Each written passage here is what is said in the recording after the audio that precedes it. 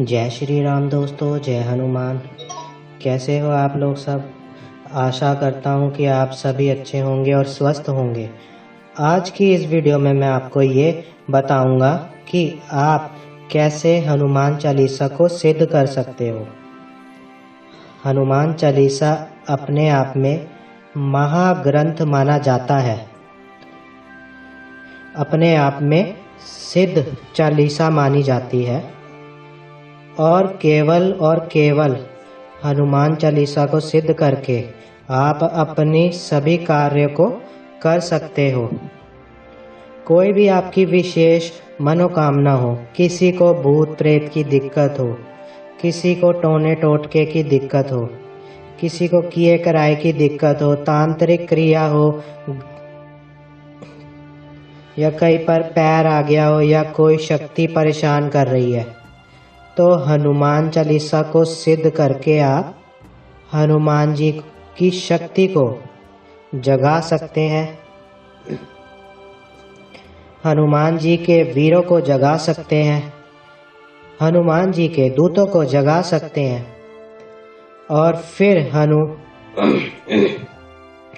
और फिर उसके बाद में हनुमान चालीसा का पाठ करके आप झाड़ा लगा करके किसी भी शक्ति को आप भगा सकते हैं। भूत प्रेत इत्यादि तो बहुत दूर की बात है।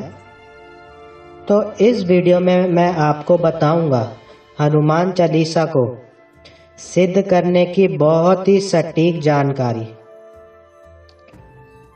और बहुत ही सटीक विधि।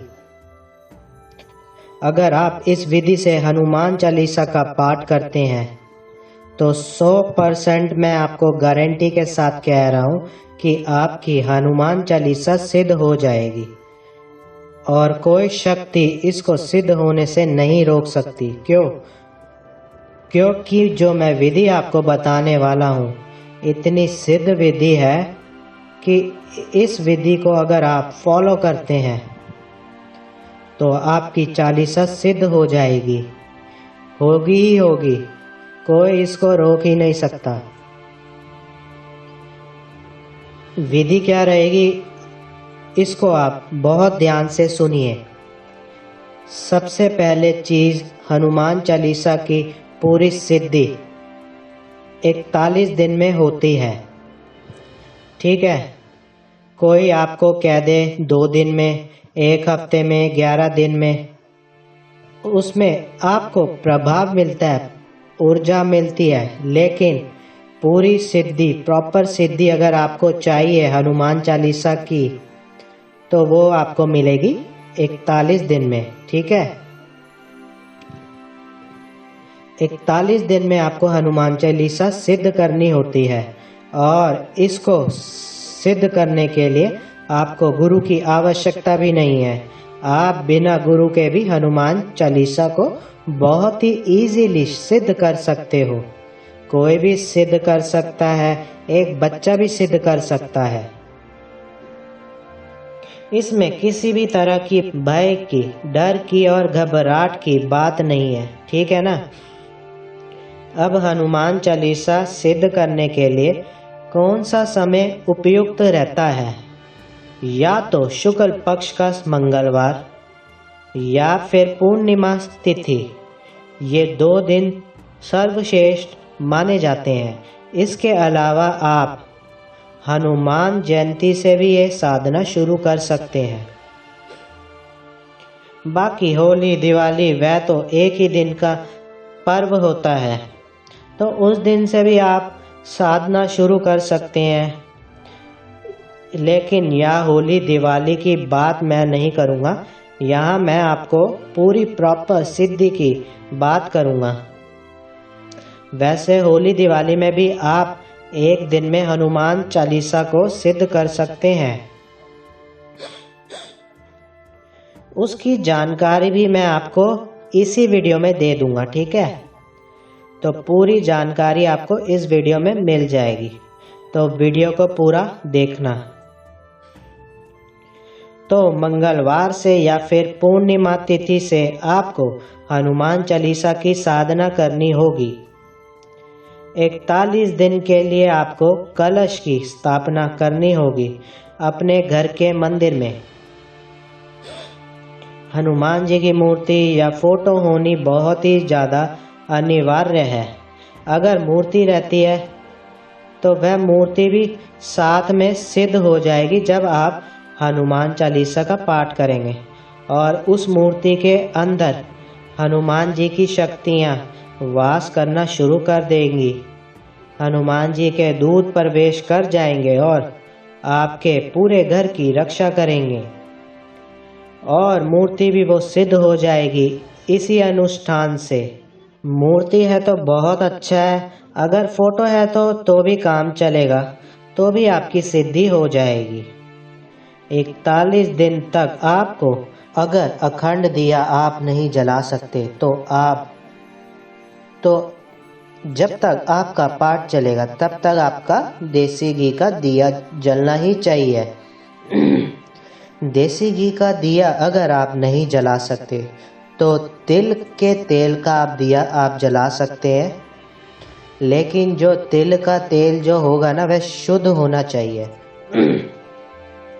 क्योंकि देसी घी में तो मिलावट आ ही रही है आजकल, लेकिन आजकल क्या देखने को मिल रहा है मार्केट में, जो तिल का तेल भी आ रहा है ना उसमें भी मिलावट आना शुरू हो गई है। यानी कि तिल का तेल एकदम प्योर होना चाहिए। ये आप अपने गांव से मंगवा सकते हैं या किसी ऐसी जगह से मंगवा सकते हैं जहां से ये आपको एकदम शुद्ध मिलेंगी। शुद्ध मिले, उसमें किसी और तेल की मिलावट ना हो, उससे फिर दिक्कत हो सकती है, साधना में आपके विघ्न पड़ सकता है। ठीक है, तो शुद्ध या तो तिल का तेल रहे, देसी घी रहे, गाय का घी रहे और भी अच्छी बात है, नहीं तो देसी घी का भी आप इस्तेमाल कर सकते हैं। अखंड दिया जलाना होगा आपको 41 दिन के लिए। हनुमान जी की स्थापना करनी है, साथ में राम दरबार की भी स्थापना आपको करनी है। अगर हनुमान जी की नहीं है तो केवल राम दरबार का भी अगर चित्र है तो वह आप उसका भी काम चल जाएगा।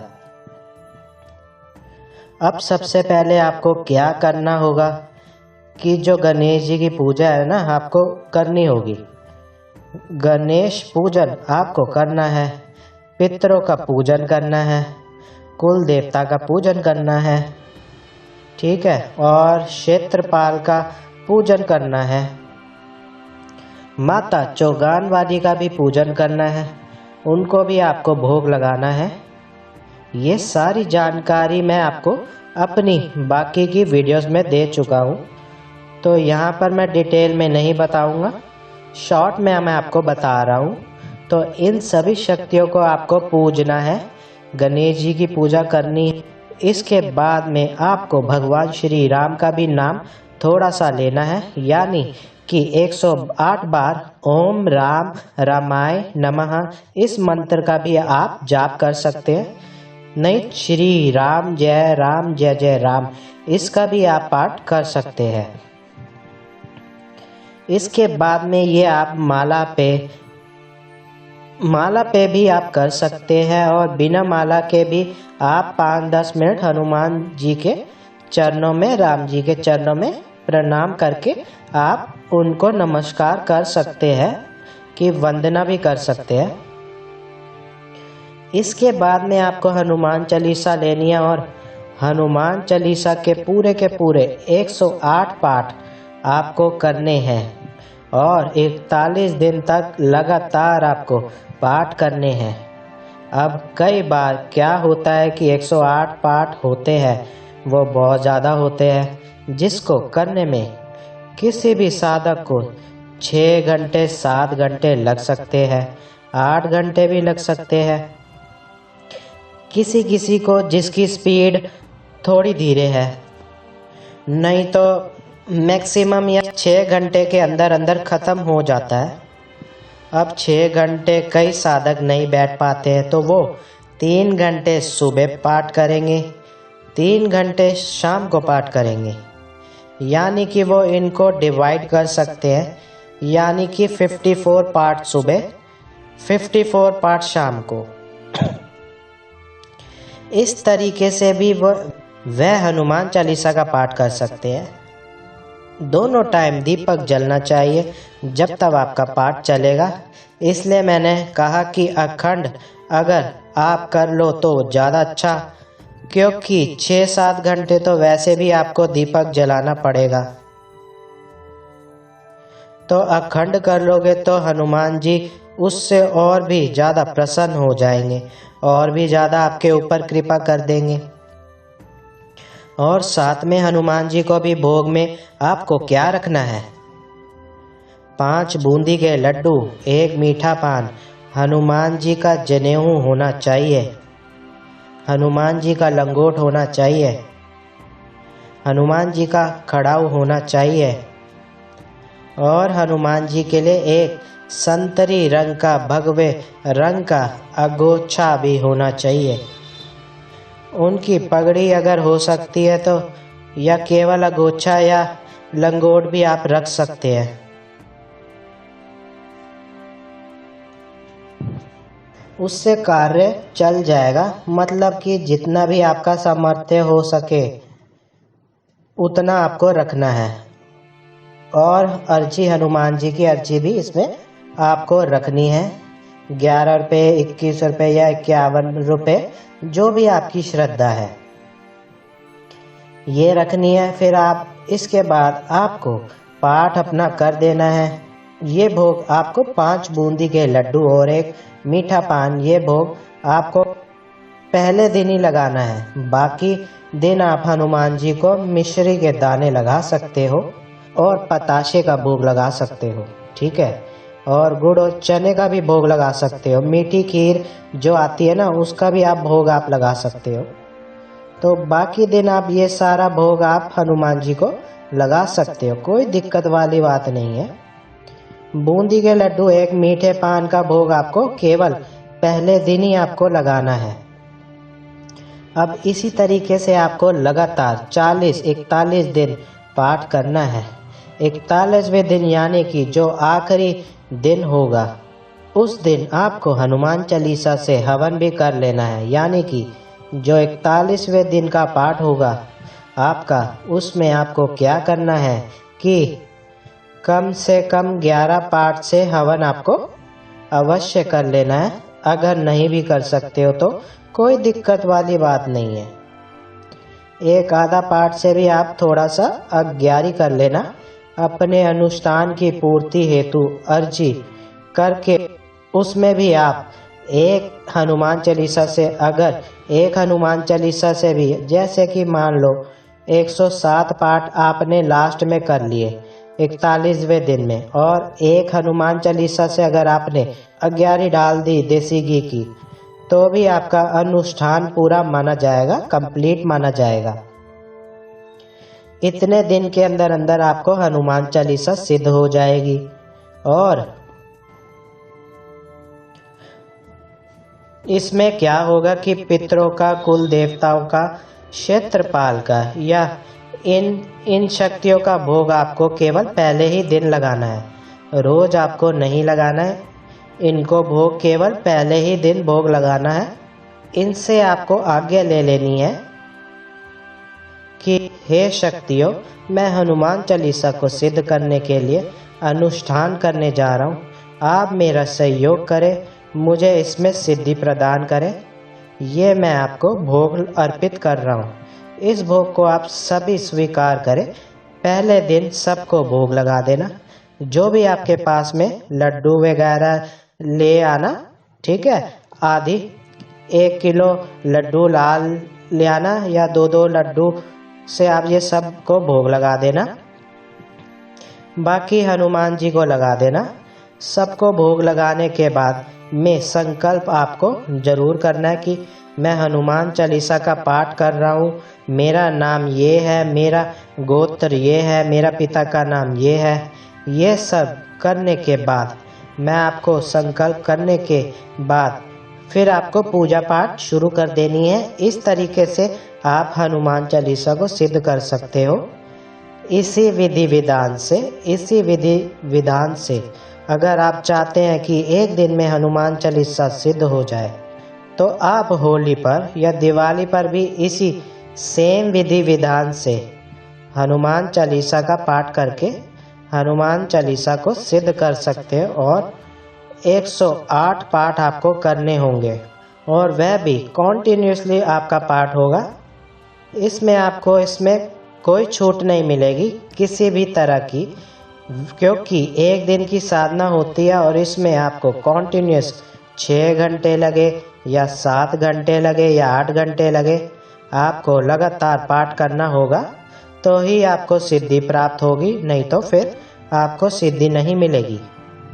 तो इस तरीके से आप हनुमान चालीसा को सिद्ध करके इसके बाद में आप हनुमान चालीसा का पाठ करके प्रेत रोगी पर फूंक मार देंगे। और आप जब जल को अभिमंत्रित करके जल छिड़क देंगे या लौंग अभिमंत्रित करके लौंग खिला देंगे, तो उसी से भूत बाधा खत्म हो जाएगी, प्रेत बाधा खत्म हो जाएगी। नहीं तो हनुमान चालीसा का पाठ करके आप मोर पंख को अभिमंत्रित करके रखिए और जो भी व्यक्ति आए उसको झाड़ा दीजिए, उसी से भूत बाधा प्रेत बाधा खत्म हो जाएगी, टोना इत्यादि का प्रभाव खत्म हो जाएगा और बालाजी की कृपा से आपका दरबार चल जाएगा, गद्दी चल जाएगी और शक्ति चल जाएगी।